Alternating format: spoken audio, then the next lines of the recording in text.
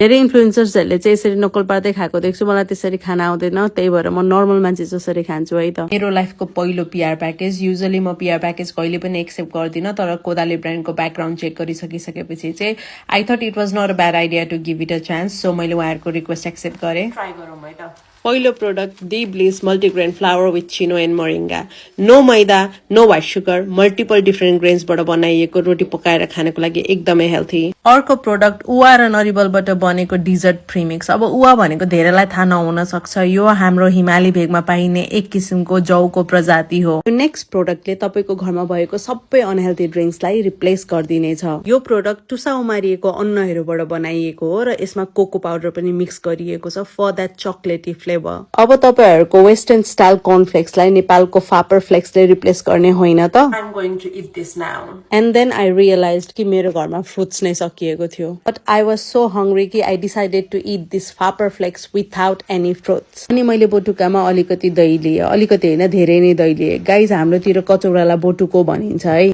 त्यसमा मैले 3-4 चम्चा फापर फ्लेक्स एड गरेँ 3-4 चम्चा गरेँ कि 4-5 चम्चा गरेँ मैले बिर्सेँ this is suppose to be a healthy meal तर मलाई अलिकति स्वीटनेस चाहिन्छ त्यसैले मैले अलिकति ज्यागरी पनि एड गरेँ अब टेस्टको कुरा गर्दा चाहिँ यो ठ्याक्कै दही चिउरा खाए जस्तै फिल भएको थियो तर दही चिउरा खाइसकेपछि मलाई एकदमै ब्लोटिङ हुन्छ मेरो पेट ढ्वास्स फुलेर आउँछ तर यसले मलाई एकदमै लाइट फिल गरायो so I think this is a healthier version of दही चिउरा यस्तो भोक लागेको थियो कि उभिएकै ठाउँमा यति छिटो खाइसकेछु भनेर बल्ल मलाई यो भिडियो हेर्दा रियलाइज भइरहेको छ टु बी अनेस्ट अहिले नेपालमा मान्छेहरूको वर्क लाइफ एकदमै हेक्टिक छ दे आर सुपर बिजी कुनै पनि खानेकुरालाई हेल्थी तरिकाले स्क्रचबाट बनाएर खान एकदमै टाइम लाग्छ सो आई फिल लाइक कोदाले ब्रान्डले चाहिँ हामीले एभ्रीडे खाइराख्ने खानेकुराको चाहिँ हेल्थी भर्जन बनाएर तपाईहरुको घर घरसम्म पुर्याउन खोजिरहेको छ no maida no white sugar no preservative सानो स्केलमा नेपालमै उत्पादन भएका अन्नहरूलाई युज गरेर बनाइएको प्रोडक्टहरू भन्दा बेटर के होला र